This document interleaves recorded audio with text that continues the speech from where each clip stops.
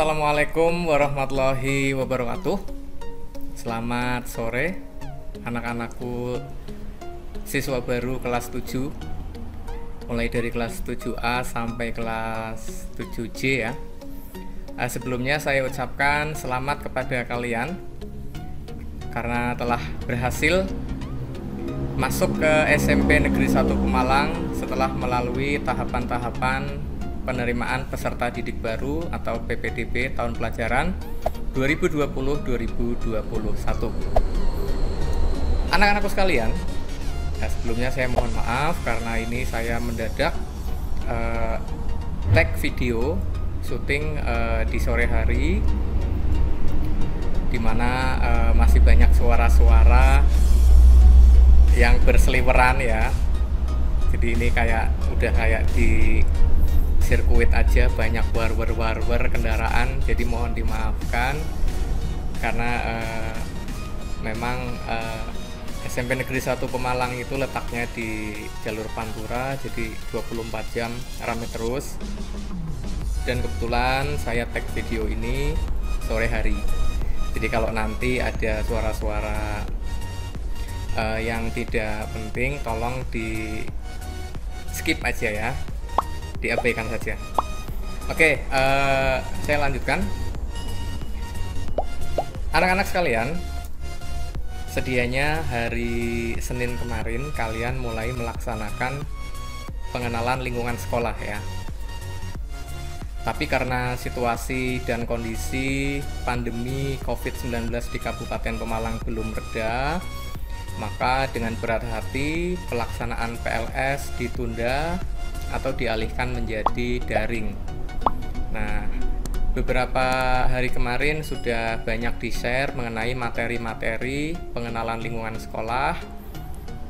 Baik pada saat pembekalan hari Sabtu, kalian sudah dibagikan daftar Dewan Guru dan Karyawan, kemudian Denah SMP Negeri 1 Pemalang juga sudah dibagi pada saat hari Sabtu kemarin ya. Kemudian beberapa materi juga sudah saya upload di YouTube, dan materi-materi yang berasal dari grup WhatsApp kelas 7. Nah, pada kesempatan kali ini saya akan menyampaikan materi mengenai apa coba tebak. Oke, materi yang akan saya sampaikan adalah cara belajar efektif di masa pandemi COVID-19 ini.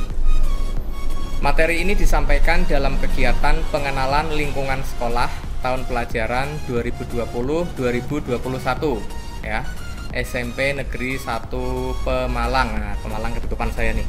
Nah, G-nya ketutupan ya. Nah, itu SMP Negeri 1 Pemalang.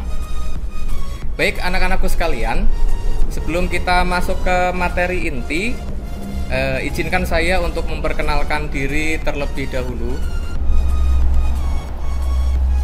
Nama Bapak, nama saya Angga Sudiarto, SPD ya, sarjana pendidikan. Kalau guru itu sarjana pendidikan. Oke, nama saya Angga Sudiarto, biasa disebut atau dipanggil Pak Angga, jabatan guru mata pelajaran. Kebetulan saya akan mengampu mata pelajaran SBK atau Seni Budaya dan Keterampilan. Unit kerja tentu saja SMP Negeri 1 Pemalang, bukan SMP Negeri 1 Gorontalo ya. Bercanda. Itu anak-anak, sekilas perkenalan dari saya. Sebut saja Pak Angga ya. Kalian mungkin sudah tidak asing dengan nama Angga Sudiarto. Dari awal informasi PPDB sudah sering saya share informasi-informasi di channel YouTube saya. Gitu. Silahkan kalian like, komen, dan subscribe channel YouTube saya untuk mendapatkan informasi-informasi mengenai SMP Negeri 1 Pemalang pada umumnya dan mata pelajaran yang saya ampu pada khususnya gitu ya. Jadi di tahun pelajaran ini saya akan mengampu mata pelajaran SBK. Untuk kelas 7 saya hanya mengampu 4 kelas, yaitu kelas 7A, B, C, dan D. Hai kelas 7A, B, C, D, nanti kita ketemu lagi. Oke? Saya lanjutkan. Apa sih yang akan saya sampaikan pada materi cara belajar efektif di masa pandemi COVID-19 ini? Ya, tentu saja tentang belajar. Sebelum kita mulai ke materi inti, ke materi yang sangat penting ini, saya yakin kalian sudah sering mendengar kata belajar. Tahukah kalian apa definisi belajar? Saya yakin nih kalian sudah sering dengar kata belajar, misalnya belajar naik sepeda, belajar kirim WA, belajar edit foto, belajar goreng tempe, dan lain sebagainya. Tapi apa sih definisi belajar ini? Oke, kita kupas tuntas di materi berikut. Belajar merupakan proses atau usaha yang dilakukan setiap orang dengan tujuan untuk memperoleh perubahan tingkah laku, baik dalam bentuk pengetahuan, keterampilan, maupun sikap. Nah, contoh, proses belajar mengirim pesan WA misalnya. Nah, ini berarti kalian mendapatkan proses belajar atau melaksanakan proses belajar, nanti outputnya pengetahuan atau dari aspek pengetahuan. Yang tadinya tidak bisa mengirim pesan WhatsApp menjadi bisa mengirim pesan WhatsApp. Ini contohnya. Kemudian untuk aspek keterampilan, contohnya ketika kalian belajar misalnya naik sepeda. Nah, naik sepeda ini yang sudah pernah kalian lakukan. Belajar sepeda yang tadinya kalian nggak bisa, sering jatuh, kemudian tidak seimbang, dan lain sebagainya, menjadi bisa naik sepeda dengan skill dan kemampuan tertentu, misalnya bisa ngebut, bisa selap-selip, bisa meliak-liuk, dan seterusnya. Nah, itu outputnya kalian bisa naik sepeda yang tadinya nggak bisa ya. Itu berarti kalian sudah mendapatkan materi tentang keterampilan naik sepeda. Atau untuk yang cewek misalnya goreng telur dadar. Nah, ini kan ada proses-prosesnya. Nah, itulah yang dinamakan belajar. Jadi yang tadinya tahu menjadi tidak tahu. Yang tadinya balik ya. Yang tadinya tidak bisa, yang tadinya jadi belibet gini sih. Maksud saya, yang tadinya tidak tahu menjadi tahu, yang tadinya tidak bisa menjadi bisa. Itu untuk contoh belajar yang outputnya pengetahuan dan keterampilan. Nah, untuk sikap bagaimana Pak? Untuk sikap contohnya ini kalian belajar disiplin misalnya. Yang tadinya bangunnya sering kesiangan, kalian belajar menjadi bangun lebih pagi, melaksanakan sholat subuh, ngaji, dan seterusnya.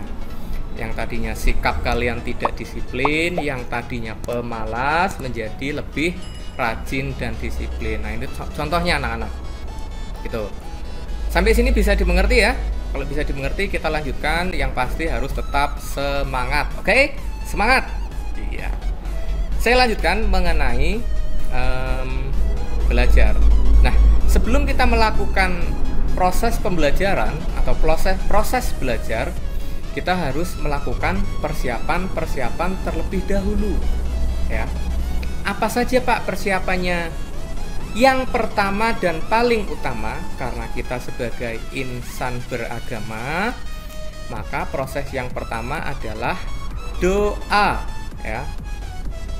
Kita harus berdoa dulu sebelum belajar, dibiasakan ya, supaya apa yang kita pelajari diridhoi oleh Tuhan Yang Maha Esa, diridhoi oleh Allah Subhanahu wa Ta'ala, sehingga ilmu yang kita pelajari lebih mudah masuk dan bisa dicerna otak.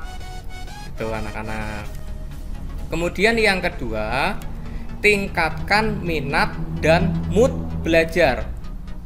Minat dan mood. Minat berarti ini suatu keinginan.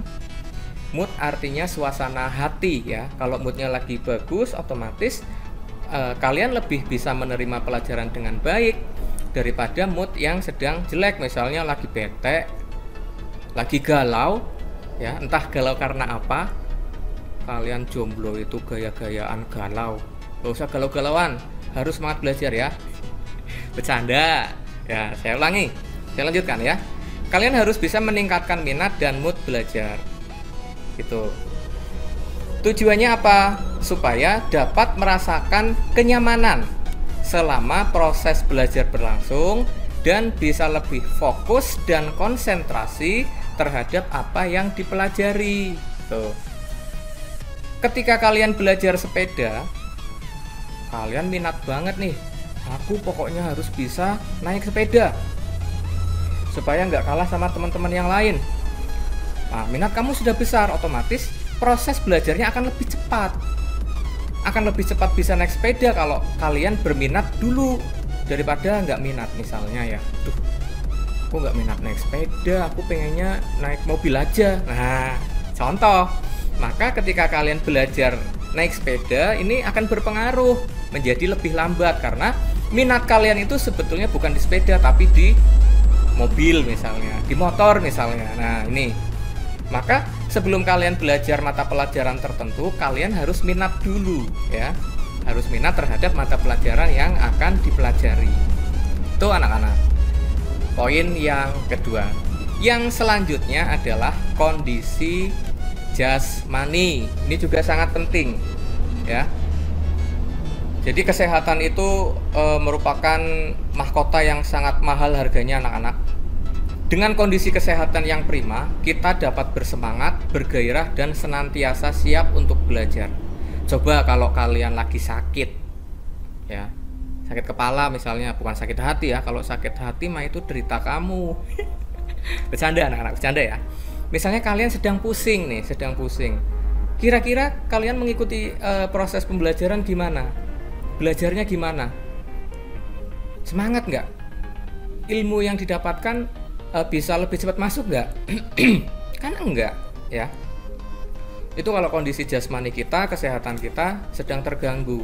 Mau belajar, jangankan belajar, mau duduk di kelas aja males, akhirnya nempel sama bangku ya, nempel bangku gitu terus. Kalau sehat kan enak, kita semangat, bergairah, dan selalu siap untuk menerima pelajaran dari Bapak Ibu Guru. Poin selanjutnya, kondisi rohani. Nah, ini juga sangat penting.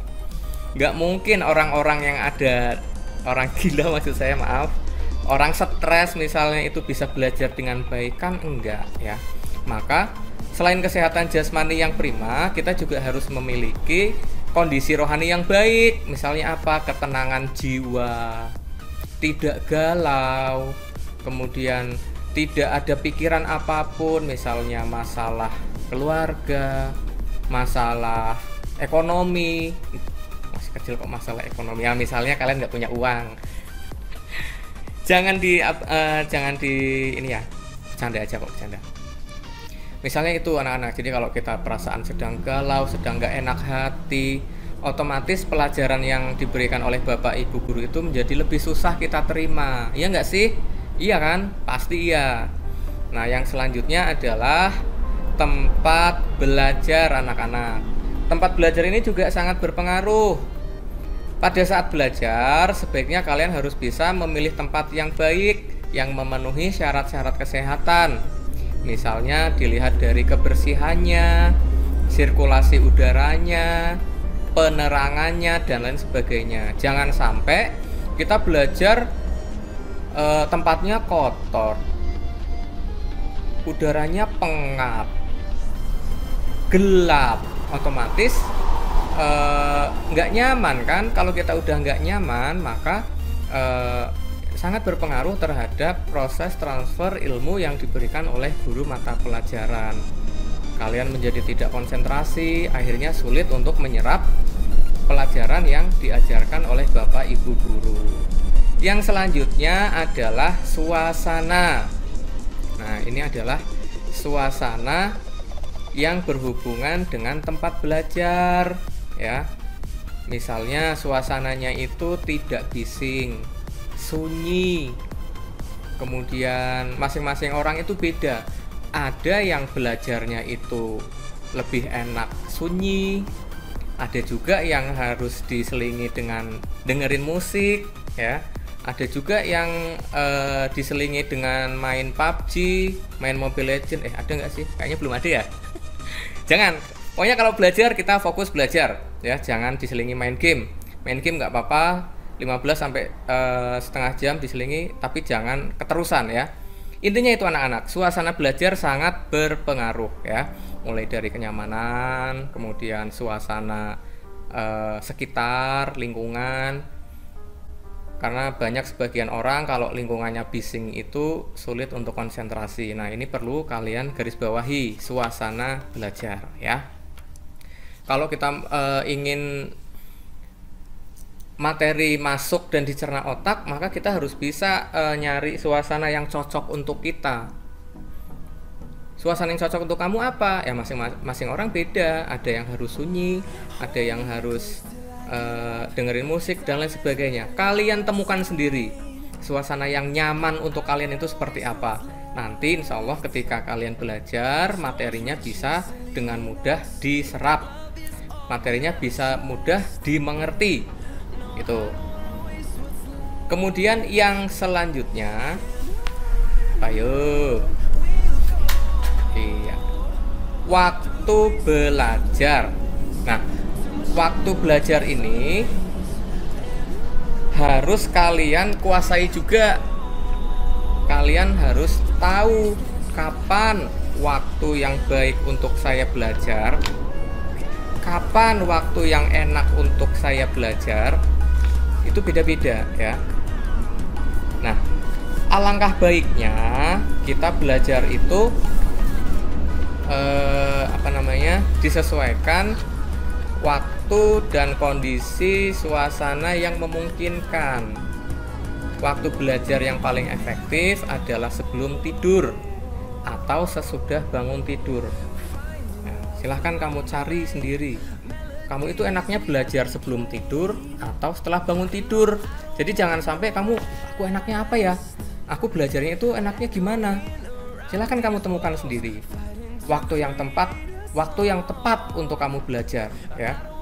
Kalau saya belajar itu setelah bangun tidur. Misalnya nih, saya tidur jam 9, kemudian bangun jam 2. Nah, jam 2 ini saya belajar. Pada saat-saat itu saya bisa mempelajari dan memahami materi dengan baik. Itu kalau saya, tapi kalau kalian kan nggak tahu ya, maka kamu cari kamu temukan sendiri kapan waktu yang tepat untuk kalian masing-masing. Nah, yang selanjutnya adalah alat-alat yang akan digunakan untuk belajar. Nggak lucu kan kalau belajar nggak ada alat-alatnya ya, nggak ada alat tulis misalnya. Nggak lucu lah, sih mau diapain? Mau dipentelingin terus kan nggak mungkin ya. Minimal ada alat tulis, entah itu pulpen, pensil maupun kertas ya. Silahkan kamu persiapkan alat-alatnya. Kalau melalui daring berarti ya kalian sediakan device-nya, baik itu smartphone, laptop, komputer atau gawai lainnya ya. Gawai, ingat gawai. Gawai itu gadget. Oke. Yang selanjutnya adalah belajar efektif. Nah, tadi kan sudah saya jelaskan mengenai tahapan persiapan belajar. Nah, sekarang belajar efektifnya itu kayak gimana? Nah, ini sharing pengalaman saja ya anak-anak. Ini nanti akan saya tampilkan animasi timeline biar mudah dipahami. Jadi ini garis waktunya. Ada beberapa poin yang akan saya sampaikan mengenai belajar efektif ini.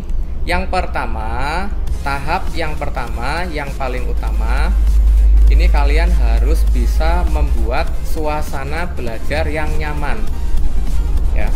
Tadi sudah dijelaskan persiapan-persiapannya. Kalian buat senyaman mungkin. Kalau kalian nyaman belajar dengan ngemil, ya kalian persiapkan jajannya. Kalau kalian lebih nyaman belajar mendengarkan musik favorit, kamu siapkan musik favoritnya terlebih dahulu. Yang penting suasananya belajar itu nyaman, hati tenang, pikiran fresh, kita lebih mudah konsentrasi untuk menerima dan memahami pelajaran yang akan kita pelajari. Itu. Kemudian yang kedua, setelah kalian melakukan proses pembelajaran, silahkan kalian rangkum. Apa Pak yang dirangkum? Yang dirangkum adalah pokok-pokok yang sudah kalian pelajari tadi, ya. Misalnya, tadi kita sudah belajar mengenai cara menggambar bentuk.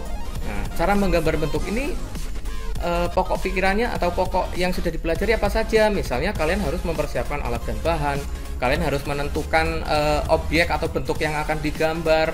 Misalnya mau gambar bentuk sepeda, maka kalian harus minimal ada modelnya, sudah pernah melihat sepeda bentuknya seperti itu, dan seterusnya dan seterusnya. Kalau belajar matematika juga sama. Oh, tadi membahas mengenai persamaan kuadrat. Persamaan kuadrat itu langkah awalnya seperti ini, difaktorkan dan sebagainya. Kalian buat rangkuman pokok pembelajarannya supaya nanti lebih mudah ketika akan mengulangi pembelajaran tersebut. Sampai sini bisa dipahami ya? Oke, kita lanjutkan. Poin yang selanjutnya adalah belajar bersama, baik daring ataupun luring. Nah, dalam situasi pandemi seperti ini disarankan untuk belajar daring anak-anak. Daring itu apa sih Pak? Luring itu apa? Saya kok nggak tahu. Luring itu yang jenis motifnya baju itu ya, bukan itu lurik. Lurik ya, bukan luring. Oke, daring adalah kata serapan dari bahasa Inggris. Kalau kalian biasa mendengar itu online, diserap ke bahasa Indonesia menjadi daring. Singkatan dari dalam jaringan. Ya, daring itu dalam jaringan. Nah, lawannya offline itu luring, luar jaringan. Sampai sini bisa dipahami ya. Jadi setelah kalian membuat suasana belajar yang nyaman, kemudian kalian lakukan proses pembelajaran, setelah selesai kalian rangkum, kemudian setelah itu diulang belajar bersama, baik itu daring atau luring. Kalau dalam situasi seperti ini disarankan dalam jaringan atau online. Nah, tahap yang selanjutnya apa Pak? Tahap yang selanjutnya itu lakukan praktek, ya, lakukan praktek. Kalau nggak dipraktekkan ya percuma. Kalian harus mengimplementasikan apa yang sudah dipelajari, ya. Dipraktekkan. Misal tadi menggambar bentuk, kalian harus praktek. Siapkan alat dan bahannya, kertas gambar, pensil, penghapus, kemudian pewarna. Setelah itu buat sketsa. Setelah buat sketsa ditebali, setelah ditebali diberi warna, gelap terang, dan seterusnya. Ya, dipraktekkan. Jangan cuma kalian mendapatkan materi saja, delohom, delongop.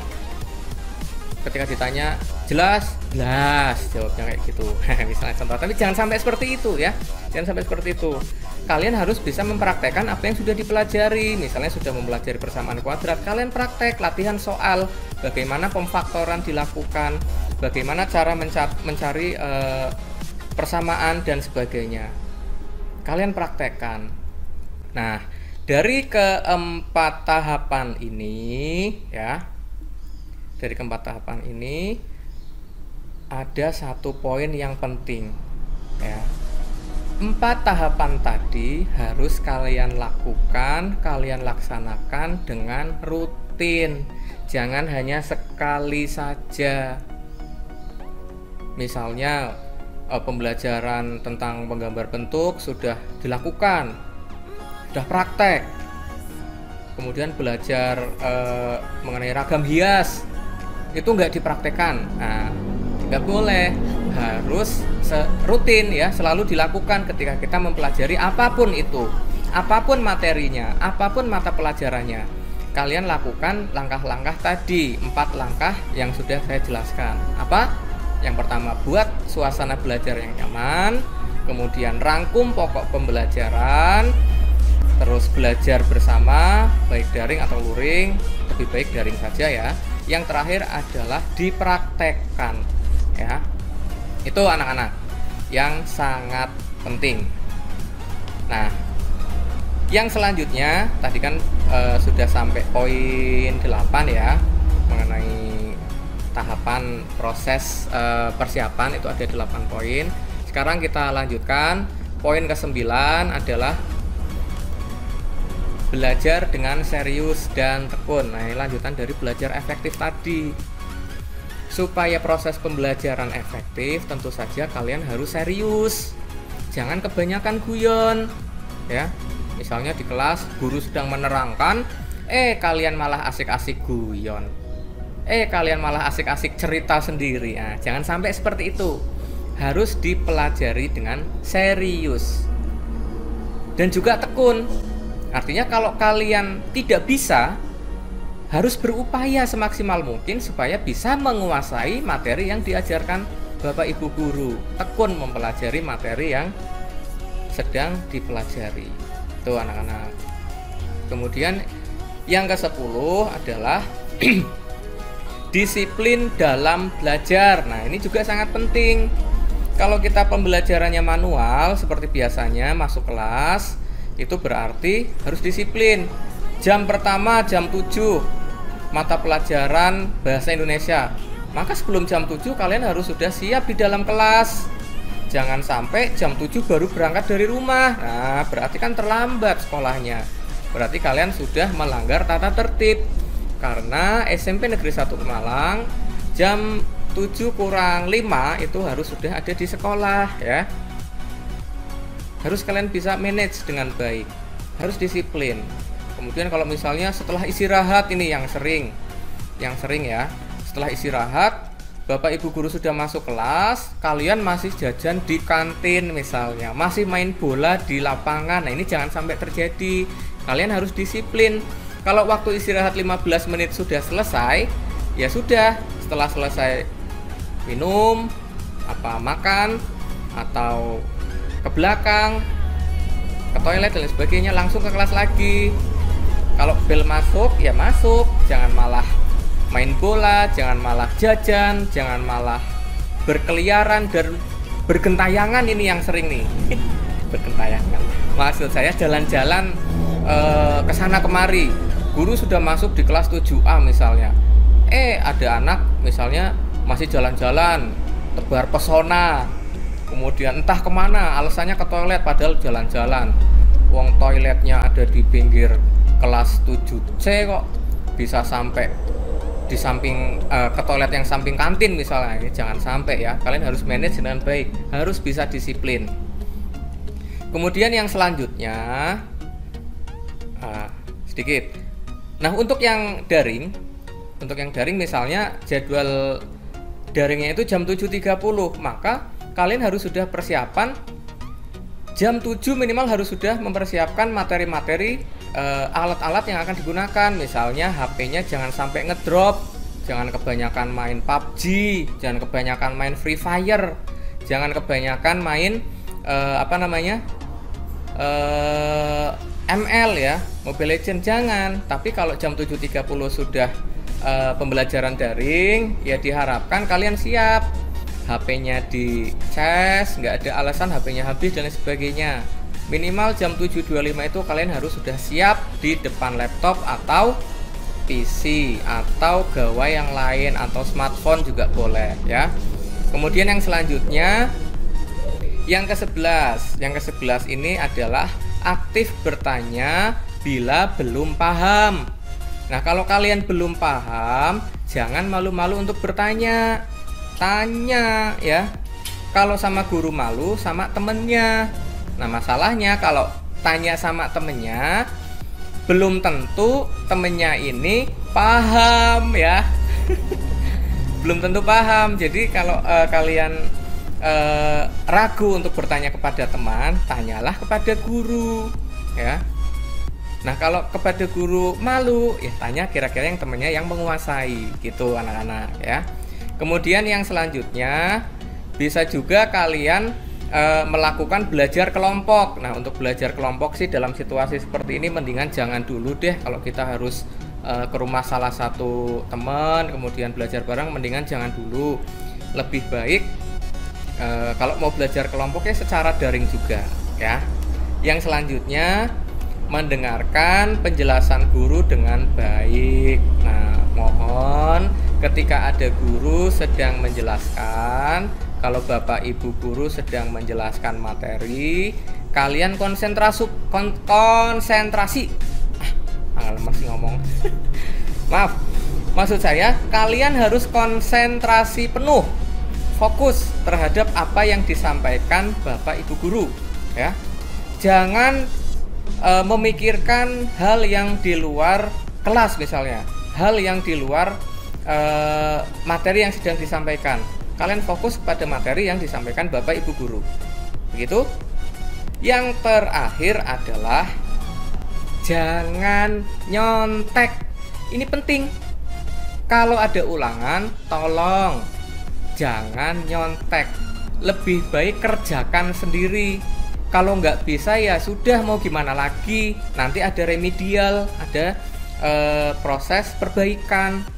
Jadi ketika ada ulangan, kemudian mid semester, kemudian ulangan akhir semester, penilaian akhir tahun dan sebagainya, usahakan kerjakan sendiri anak-anak, ya. Ini untuk mengukur kemampuan kalian, sejauh mana kalian memahami materi yang sudah disampaikan Bapak Ibu guru, gitu ya. Tolong biasakan jujur. Itu anak-anak sangat penting sekali, ya. Tuh, sampai sini ada yang mau ditanyakan? Kalau mau ada yang ditanyakan, silahkan kalian komen, ya. Komen di bawah. Kalian komen di bawah tentang materi ini, ya, tentang materi ini. Nah, yang selanjutnya akan saya sampaikan juga sedikit mengenai struktur kurikulum yang